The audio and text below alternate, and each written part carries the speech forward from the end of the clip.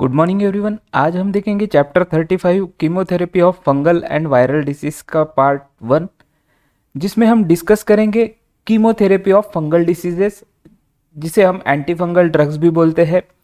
तो फंगाई जो होते हैं are generally resistant to antibiotics. तो फंगस जो होता है ये जनरली एंटीबायोटिक को रेजिस्टेंट होता है, but some compound do have an antifungal action. तो कुछ ऐसे एक्सेप्शनल कंपाउंड है जिनका एंटी फंगल एक्टिविटी होता है।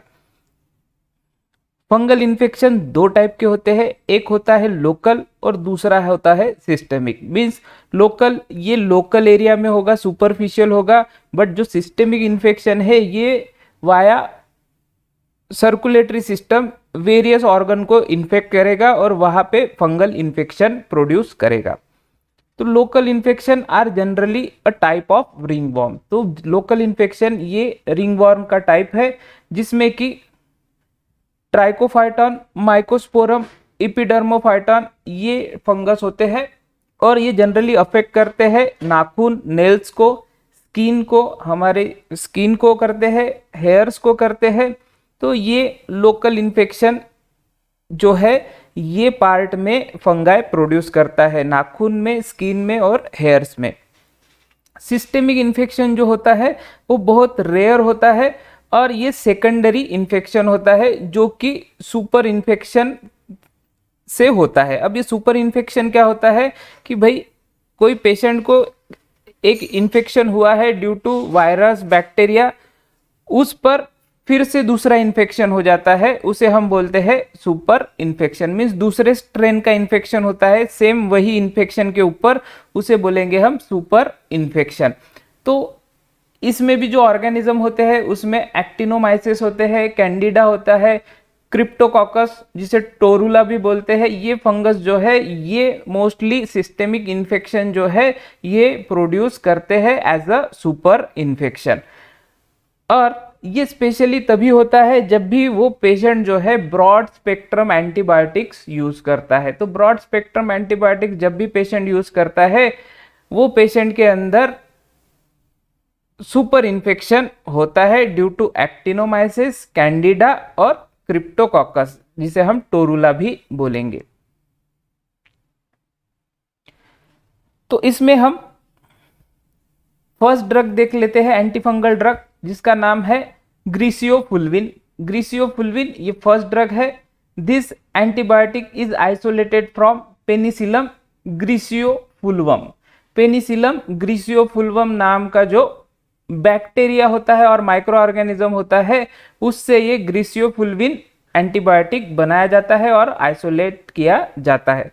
It is selectively effective in dermatophyte infection of the skin, nail and hair. तो ये जो डर्मेटोफाइटिक इन्फेक्शन होते हैं मीन्स जो कंटेजिनस इन्फेक्शन होते हैं, जो स्प्रेडेबल होते हैं वाया कांटेक्ट बोलिए या फिर आप इन्फेक्टेड पर्सन का कोई चीज यूज कर रहे हैं, लाइक टॉवेल यूज कर रहे हैं या क्लोथ्स यूज कर रहे हैं, तो उसकी वजह से ये डर्मेटोफाइट इन्फेक्शंस होते हैं। स्पेशली स्किन पे होता है, नेल्स पे होता है और हेयर पे होता है। तो इसमें जो इफेक्टिव ड्रग है वो है ग्रीसियोफुल्विन, जो कि बहुत अच्छे तरीके से as a anti fungal drug करके काम करता है। But it is of no use in yeast infection और कैंडिडियासिस। तो ये ईस्ट इन्फेक्शन जो है इसमें कोई काम का नहीं है हमारा ग्रीसियोफुल्विन, बट डर्मेटोफाइट इन्फेक्शन में बहुत अच्छे से काम करता है हमारा griseofulvin. Griseofulvin is used orally and is of no use as a local application. तो इसे जो है ओरली लिया जाता है as a antibiotic, but local application और सुपरफिशियल एप्लीकेशन अगर ग्रीसियोफुल्विन का किया गया ऑन लोकल एंटीफंगल इन्फेक्शन तो ये कोई भी काम का नहीं है। मीन्स डर्मेटोफाइट इन्फेक्शन तो स्किन पे, नेल पे और हेयर पे लोकल इन्फेक्शन प्रोड्यूस करता है, बट इसका जो ट्रीटमेंट है ये ग्रीसियोफुल्विन वाया सिस्टमिक रूट से करता है। मीन्स इसे हम ओरली कंज्यूम करेंगे और फिर ये एब्जॉर्ब होगा, एब्जॉर्ब होने के बाद ये स्किन में जाएगा, नेल्स में जाएगा, हेयर्स में जाएगा और वहाँ के इन्फेक्शन को ये क्या करेगा, कम करेगा। बट लोकल एप्लीकेशन और टॉपिकल एप्लीकेशन में ग्रीसियोफुल्विन कुछ भी काम नहीं करेगा। It is quickly absorb from the upper part of the gut. जो हमारा जो गट है, जो जीआई ट्रैक्ट का पार्ट है, वहां से जो अपर पार्ट होता है वहां से ये क्विकली एब्जॉर्ब हो जाता है ग्रीसियोफुल्विन, और peak plasma level within 6 hour ये ब्लड में मिल जाता है।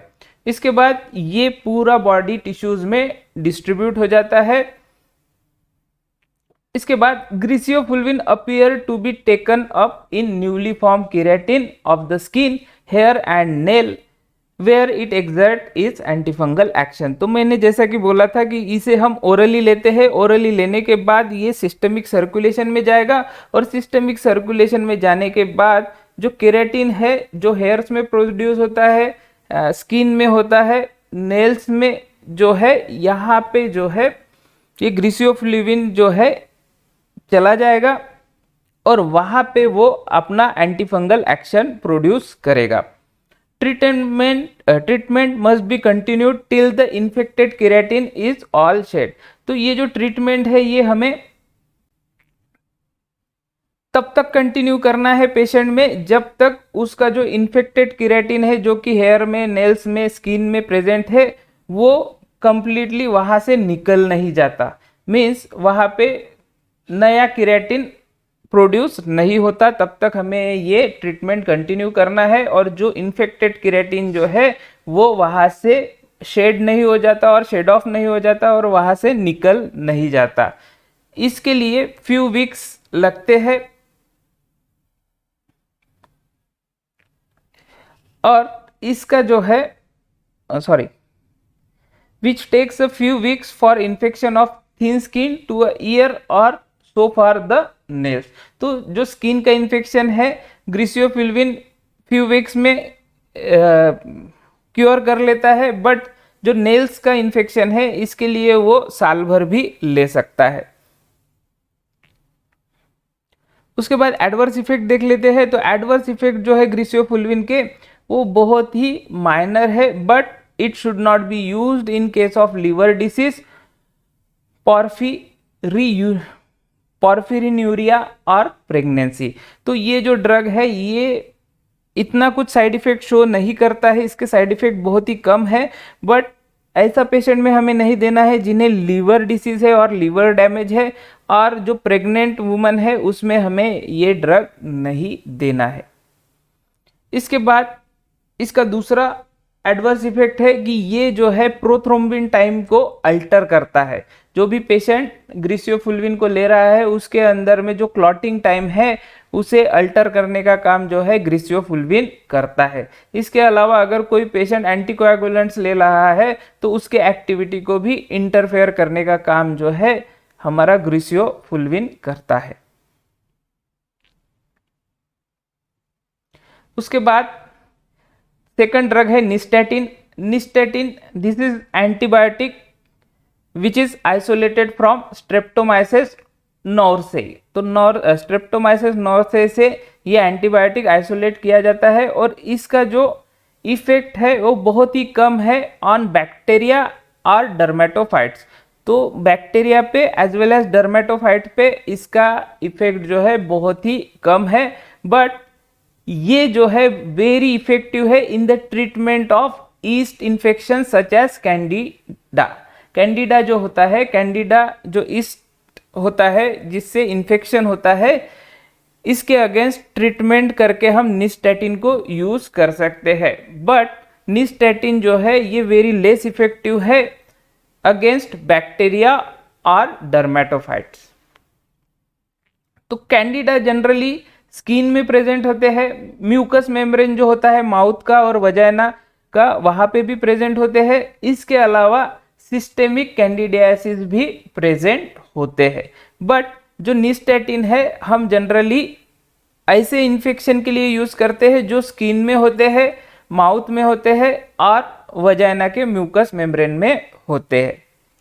Infection is generally secondary to some other cause, example super infection due to broad spectrum antibiotics. तो सुपर इन्फेक्शन हम ऑलरेडी देख चुके हैं, फिर से एक बार बता देता हूं। तो सुपर इन्फेक्शन ऐसा इन्फेक्शन होता है जब कोई पेशेंट को एक इन्फेक्शन हो गया है, उस पर और दूसरे स्ट्रेन का इन्फेक्शन हो जाता है, उसे हम बोलेंगे सुपर इन्फेक्शन। मीन्स एक इन्फेक्शन के ऊपर दूसरा इन्फेक्शन, उसे बोलेंगे हम सुपर इन्फेक्शन। और ये किसके वजह से होता है? क्योंकि वो पेशेंट जो है पहला इन्फेक्शन के लिए और फर्स्ट इन्फेक्शन के लिए ब्रॉड स्पेक्ट्रम एंटीबायोटिक ले रहा है, उसके वजह से दूसरा इन्फेक्शन हो जाता है ड्यू टू वायरसेस और फंगाई। तो ये जो है सिस्टेमिक इन्फेक्शन जो कि सुपर इन्फेक्शन होता है, उसमें भी निस्टेटिन जो है ये यूज कर सकते हैं।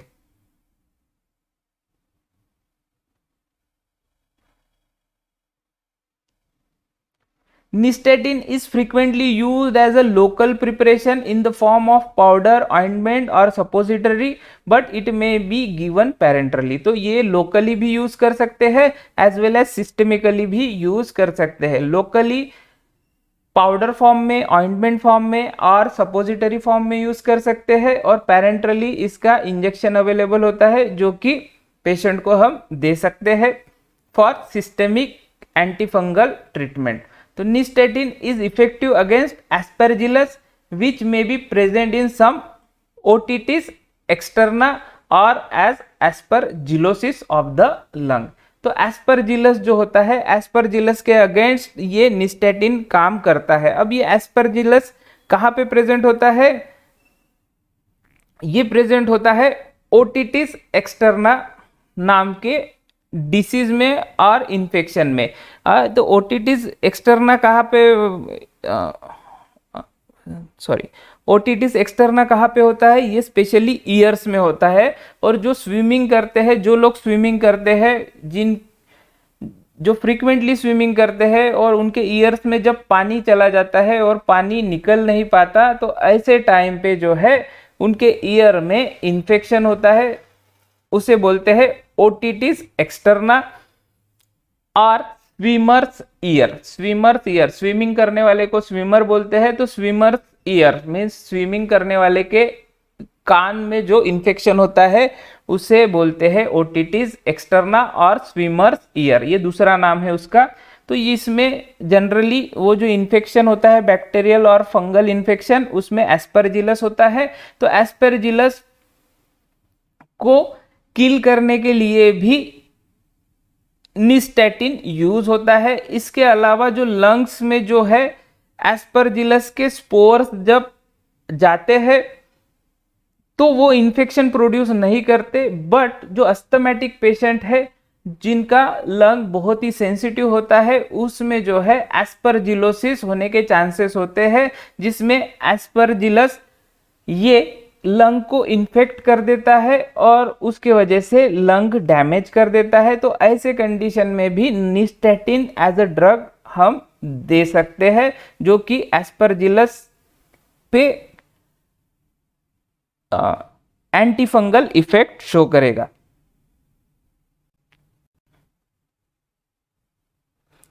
उसके बाद थर्ड ड्रग है एम्फोटेरिसिन बी।